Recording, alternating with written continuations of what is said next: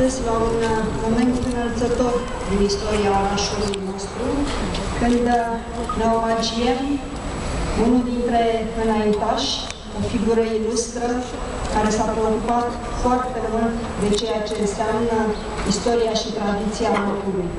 Pentru că atunci când a semnat cele două decrete regale și a înființat două instituții de prestigiu din Craiova, este vorba de Filarmonica Oltenia Craiova și de Universitatea din Craiova, instituție lângă care ne aflăm astăzi, ne-a lăsat nouă urmașilor lucruri cu care să ne mândrim.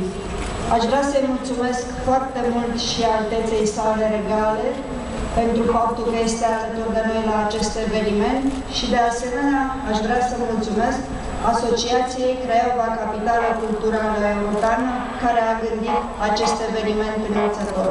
Vă mulțumesc încă o dată și dumneavoastră tuturor celor care participat alături de noi.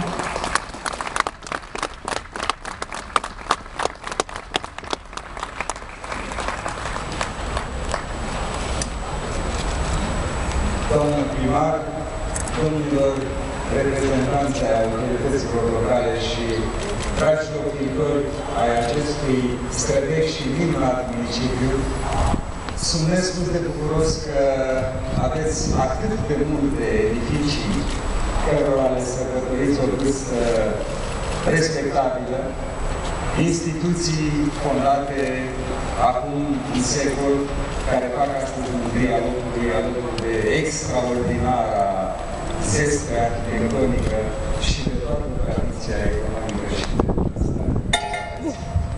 Având două legale, pe lângă altele câteva ce n-au fost menționate aici, nu e decât firesc ca membrii familiei noastre să fie prezenți atunci când le onorați cu memoria. Așa stăm lucrurile, având atât de multe lucruri de care să ne aducem aminte în istoria Craiovei, din punct de vedere educativ, cultural, economic, arhitectonic, politic, diplomatic.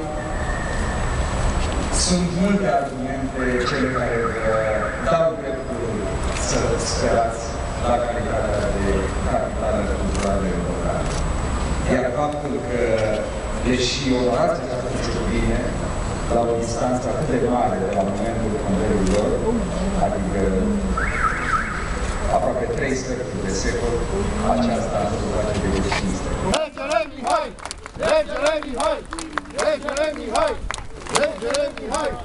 Regele Mihai! Regele